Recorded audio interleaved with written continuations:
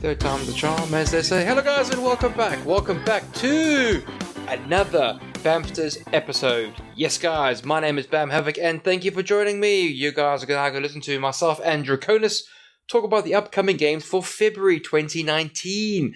There's a long list and there's one or two games that we thought you guys might like. Obviously the AAAs are in there, quite a few indies are in there. So guys, pin your ears back. Sit down, get your beer, get your popcorn, because Drac's going to take it away. What's up?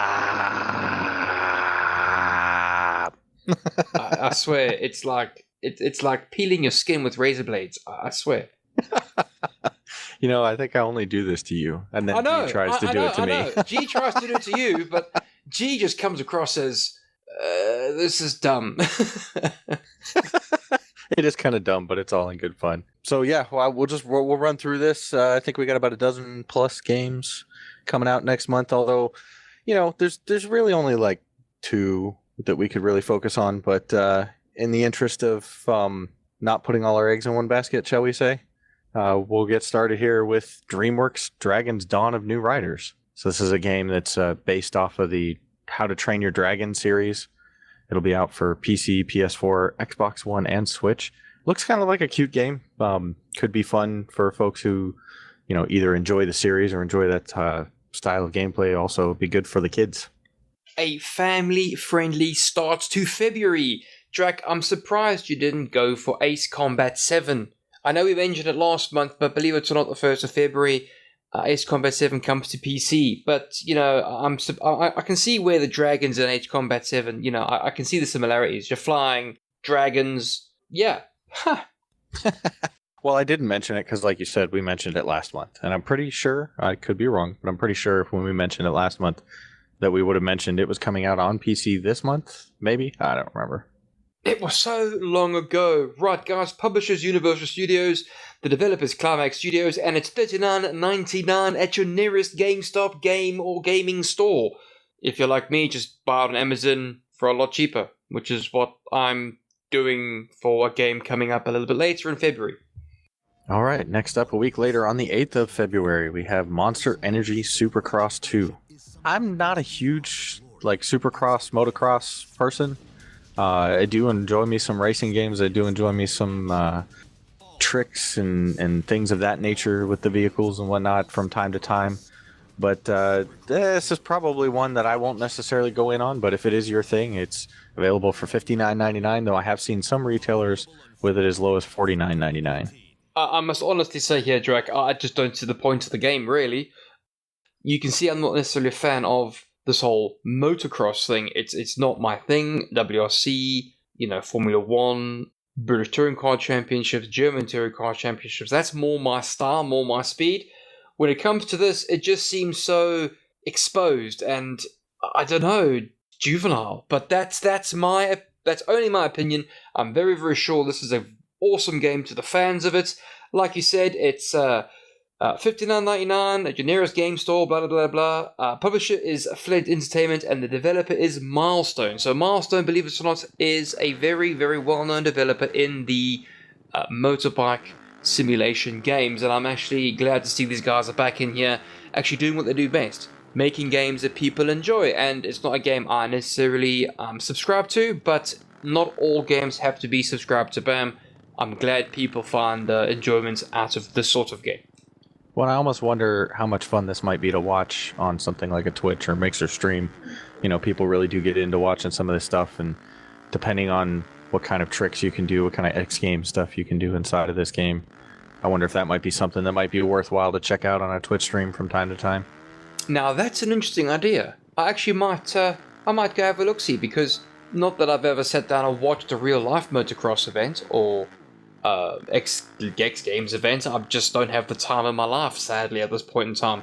But it'll be interesting to see on Twitch when I do have the odd evening free. So yeah, that's not a bad idea, Drac.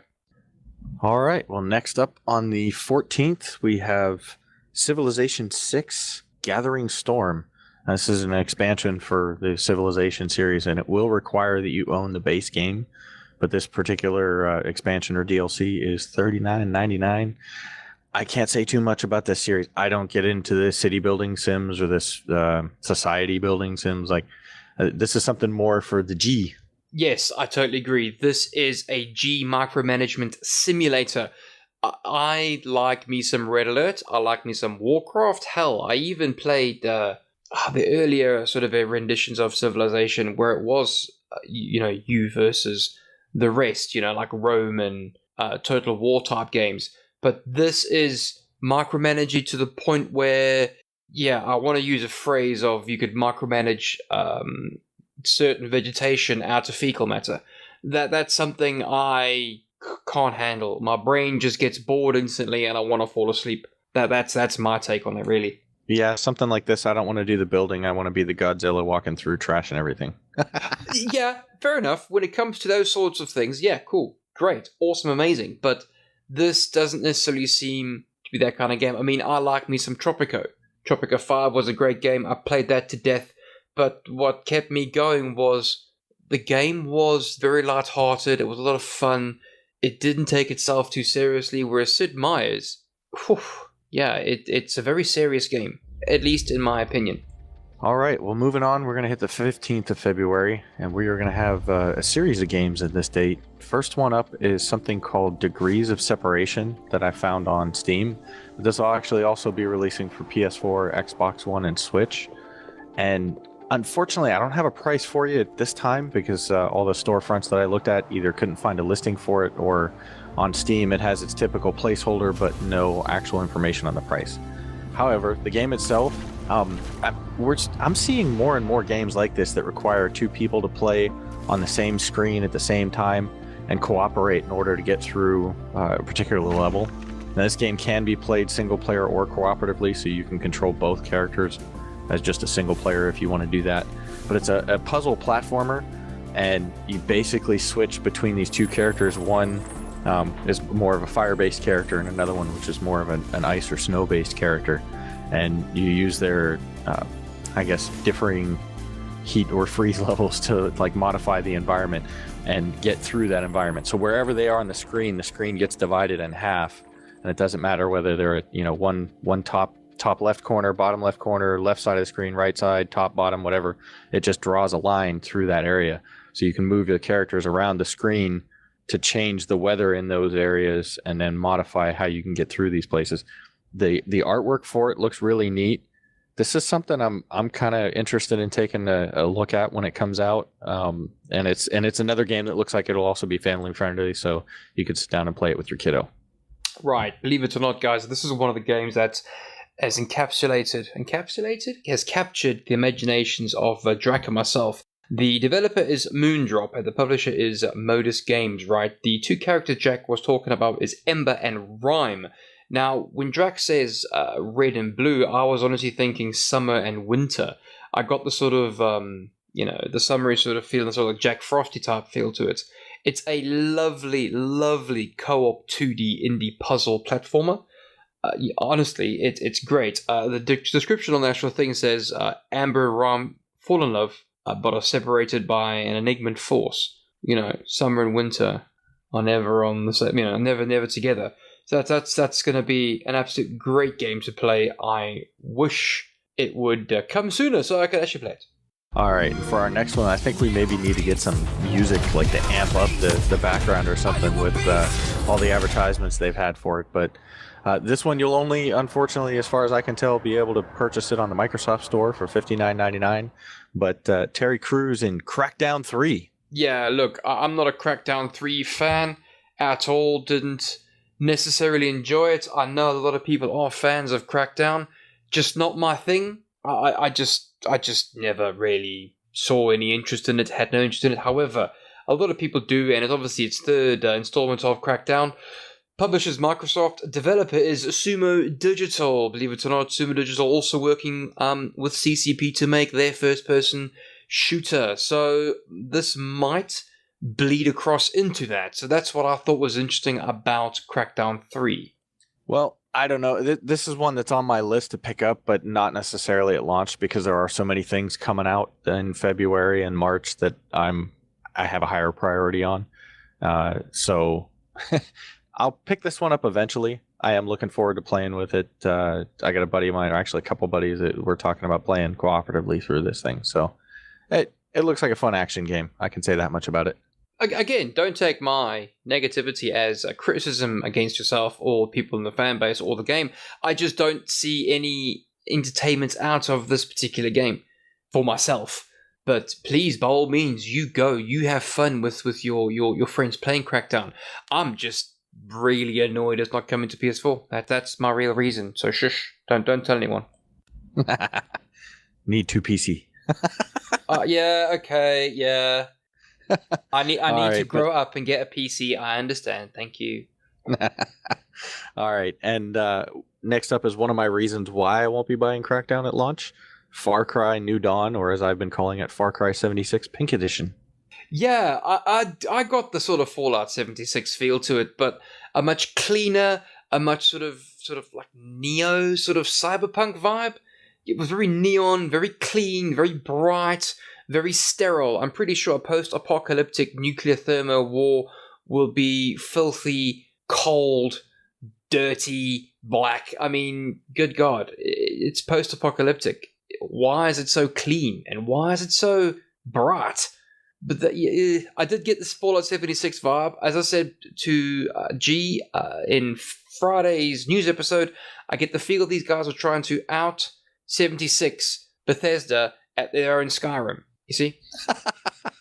Well, let's just try and smash as many things as we can into that sandwich. Well, yeah, I had to. Bethesda, the most sort of hoarder. Oh, oops, sorry, wrong word to use there.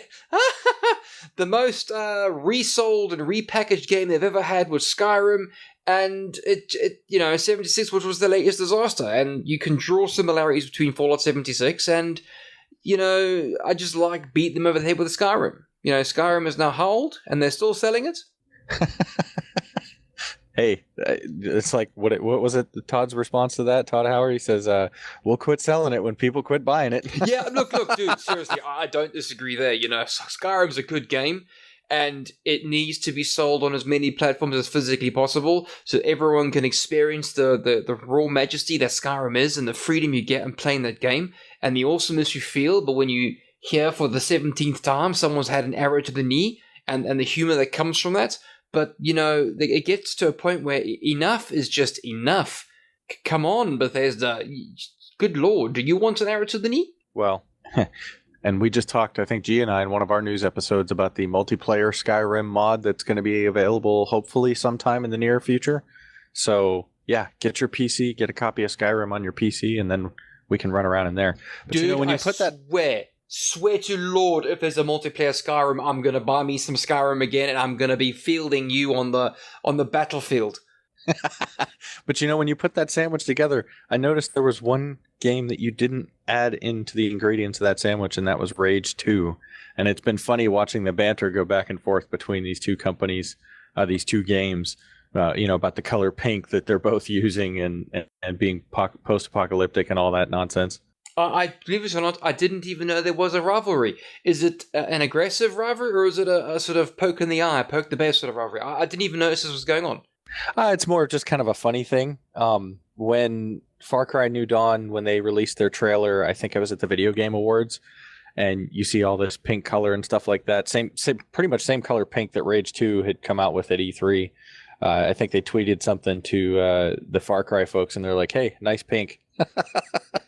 Honestly, I blame CD Projekt Red with their Cyberpunk 2077. These guys are setting the stage for post-apocalyptic neon sort of cyberpunk world. They're setting the bar, and I believe Bethesda and Sumo Digital and Ubisoft are quite literally scrambling to catch up because they know CD Projekt Red, they know what they can do, and they know they're going to absolutely smack it out the park. Yeah, but Cyberpunk isn't post-apocalyptic. I mean, sure, it's futuristic and it's sci-fi and whatnot, but it's not exactly. It's not really what most people would consider to be post. I mean, it's in a future not necessarily destroyed by some kind of major apocalypse. There are still plenty of fully functional cities and corporations and countries all over the world. So I think I'm just throwing words into sandwiches and letting them see what people eat. Maybe we should. Let's try and jump out of the sandwich arena then. But dude, bacon's my favorite, son, and bacon tinfoil sandwiches are my favorite. I think honestly, I just put post-apocalyptic in there because it seems to be the done thing right now. You know, everything is either post-apocalyptic or pink. Well, I say everything, but you get what I'm going for. You know. Well, we'll jump out of the sandwich stuff and into something called Jump Force coming That out is a on sandwich. Same day. Yeah, That is a sandwich. That is a sandwich. Dude, seriously, Namco and Namco's the publisher, right? And the developer is Spike Chunsoft. I'm not sure how you're supposed to pronounce that correctly without YouTube hammering you for sounding like something else. But it's essentially a video game made from a manga magazine or an anime magazine, whatever you want to call about it. And it's got things like, it's got like Dragon Ball in there. It's got, oh good god, I've just got to read the document now, hang on. Naruto, One Piece, it's all kinds of anime characters battling out. This is kind of like, what was it, is it Super Smash or something for the Nintendo? There we go, that's what I wrote down. It's basically Super Smash, but for the anime world. That's it. Yeah, yep. A lot of fun. I mean, I watched the trailer for it, and I'm like, yeah, I can see why Namco, Bandai are doing this. Super Smash Bros. Is incredibly popular. And what else is popular in that sort of sphere? Anime, manga. Well, why not just throw it all together? And yeah, Jump's the magazine they obviously feel, and Forces with the two worlds combined. Yeah, cool beans. I'm up for it, honestly, I am. I'm not big into fighting games myself. It's fun to do that every once in a while with a couple of buddies to goof around, but I would say definitely releasing this now shortly after Smash Brothers released is probably a good idea. You get people, getting back into these games. It's not even the only ones. I know with Mortal Kombat having been announced recently, I think it's Mortal Kombat 11 now. It seems like fighting games are trying to make a little bit of a comeback. I say comeback. There are probably people out there that might argue with me and say that they've had a strong enough presence, but I don't think we've heard a lot about fighting games recently. So it seems like they're kind of coming back and making some noise now. Believe it or not, I used to play me some fighting games. I used to quite enjoy them. I feel I played some Tekken. I played Street Fighter, although I wasn't a big fan of Street Fighter. I liked me some Mortal Kombat because I just liked it. It was a lot better. It was more real. It wasn't as cartoony. The Mortal Kombat films sucked. Big hairy donkeys. I want to say I grew out of them, but I really didn't. My muscle reflexes and my muscle memory to actually learn the button combinations and actually timing and stuff were just terrible. And I basically phased out of playing it because I wasn't doing any good, So I went to the first-person shooters and I went to the RTSs and stuff because it was a lot slower and, you didn't have to memorize like 12 button presses just to get like a 16-hit combo. Well, and we both be's old men's now. Yes, we both be's the old men's. The 12-year-olds can definitely whoop ass right now. I can tell that right now. All right, well, next up is Metro Exodus for PS4, Xbox One, and PC. Now, some of you may have purchased this game on Steam for $59.99. However, over the week here, they have removed it from the Steam store. At least the notification I saw said that they would be removing it after, I think it was the 28th. And it will be sold on Epic for $49.99. So you'll have to go through the Epic launcher to pick it up. Now, some folks listening to the show may have heard me mention this one before. I was super excited about this because I swear I saw an article somewhere where they were talking about the possibility of doing co-op. So I got real excited because I thought I was going to be able to play this one co-op. But no, this will remain much the same as the first couple of games in the series. It will only be single player. Again, I never really got into the Metro sort of game. I always felt it was a bit like Fallout. When you go into the sewers in Fallout and stuff. That's the sort of feel I got from it. That sort of dark, dingy Metro sort of world. And I never really bought into it. I never really got into it. It just didn't really click with me. And again, another game that I'm just not interested in or want to buy. However, not saying it's a bad game. PS4, Xbox One, PC, not Twitch, Switch, whatever you want to call it. As Drac said, all through last week, it was on Steam and the Epic Store, but Epic managed to do a last-minute deal and snatch it from the clutches of Steam and will be exclusively on the Epic Store. So if you want your Metro Exodus experience, either have a console where you'd have to fight these online entities, or just go get yourself an Epic launch and you can play the game. Yay. And a bit word of internet caution. drama for you folks. Yay. Well, and on the words of drama, a bit of caution for folks who maybe don't like the done-of copyright protection. Apparently that's being added into the game, so when it launches, it will have that copy protection in it. And I know one of the reasons why a lot of folks don't like that particular copyright protection is because it has been shown and proven to cause performance issues. So I know there are some folks even who have talked about having pre-orders, canceling pre-orders because of it. So just be aware if that is something that you don't, if it's an effect on why you may or may not purchase a game, be aware that it will have that at launch. We see this is where I understand why they're doing it, but I can't see the validity of it. I mean, is it a publisher telling the developer? Now, the publisher here is Deep Silver. The developer is 4A Games. Now, is it the publisher telling the developer to do it, or is the developer taking it on themselves to do it themselves? Like, why? I don't understand the full ins and outs of it. I'm not going to say I do. I just don't see the point of it. I understand why, but again, I don't see the point. Surely there's a better option than this. Well, my best guess would be publisher, because I think a lot of times decisions like these are financial decisions, which usually fall in the publisher wheelhouse, more so than the development wheelhouse. But who knows? Yeah, not having sitting in on the board meetings for those, I couldn't tell you. All right, now we move on to the 22nd of February, and this is pretty much where I check out for the rest of the month. Anthem is being released. I know most folks, we all love to hate EA because of their microtransaction priorities within games. This one doesn't look like it's going to be too bad yet, at least as far as we've been able to tell from the VIP demo. Of course, we don't exactly know just how much the economy will be affected by microtransactions, but it does appear that it will at least only be cosmetic, and hopefully we'll be able to earn enough in-game funds to purchase things without having to do that. So anyway, the game itself launched for $59.99 and up. There is at least 2 different versions you can pre-order. The VIP demo that just went this past weekend will be going again this coming weekend. They're doing another demo where they're going to unlock all 4 javelins. So if you haven't tried it out, you got a buddy who can get you a key. Or if you did try it out this past weekend but only got to try out 1 new javelin, then this coming weekend will be a chance to take another look at it. Hopefully the performance and connectivity issues will be better this coming weekend than they were last weekend. Yes, the weekend coming up is an open demo, I believe, as well, where you get all 4 javs.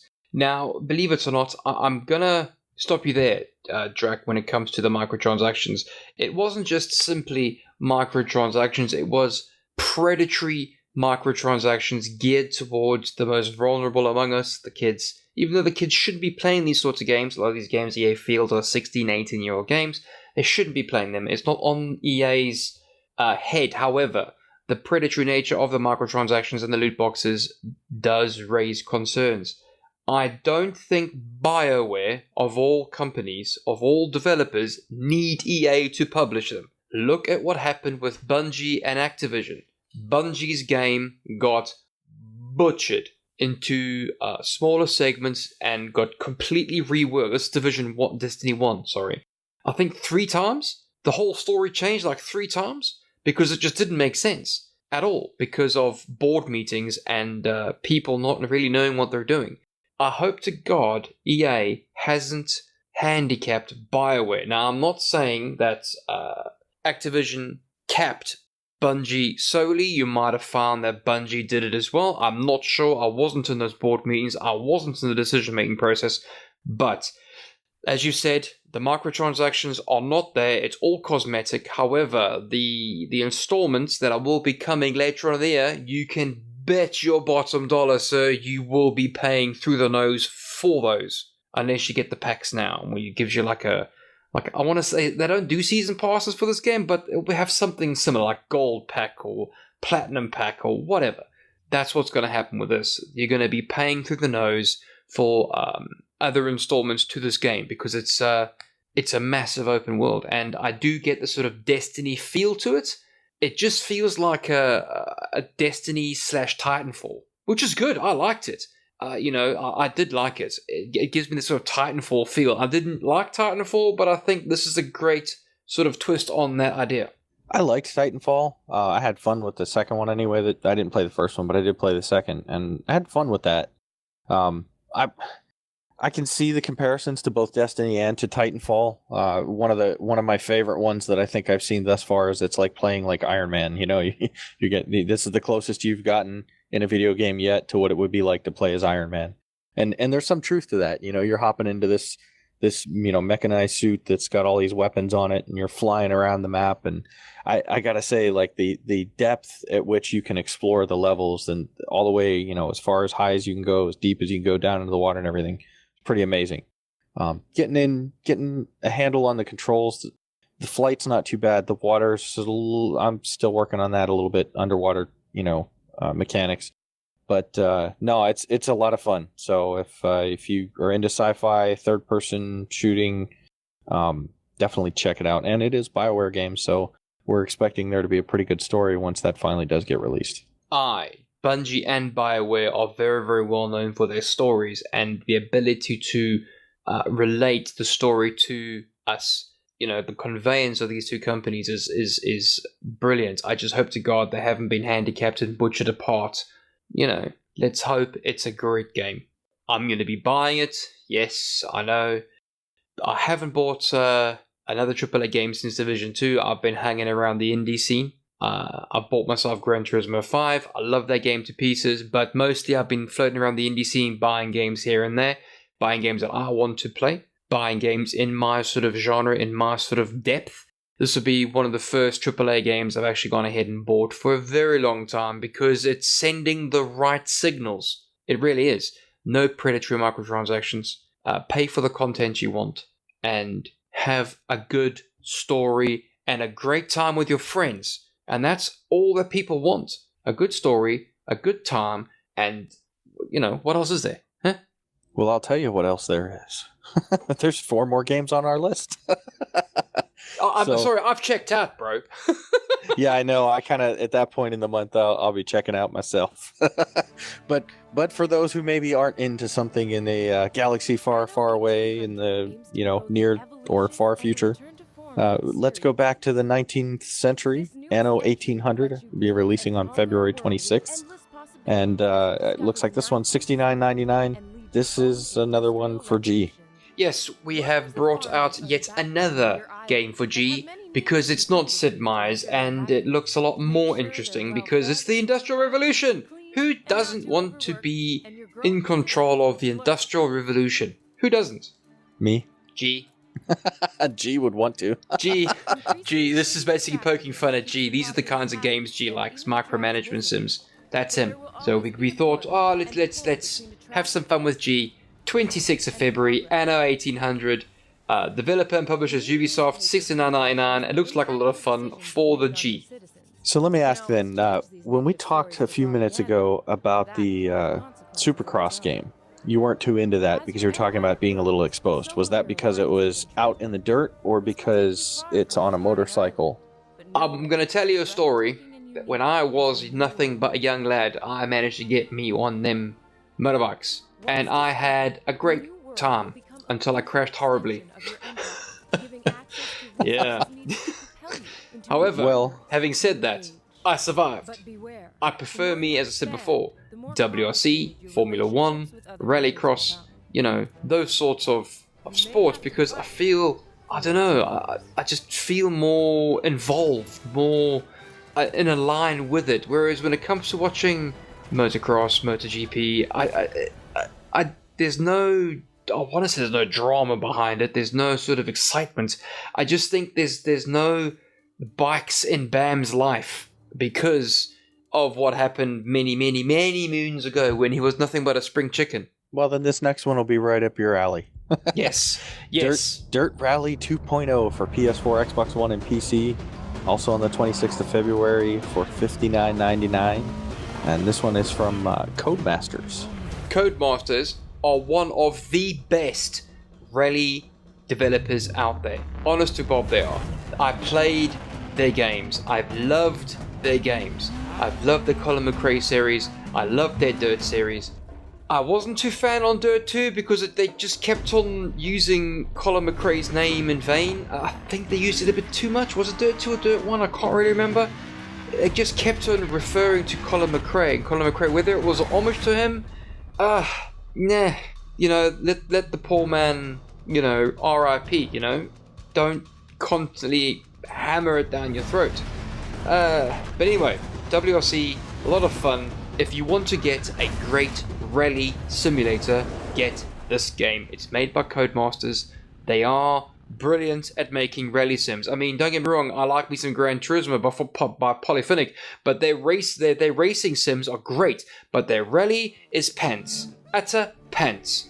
Whereas you race with Codemasters, it's a lot of fun. You can actually enjoy the race, whereas the one in Gran Turismo, for me, is frustrating. Very frustrating.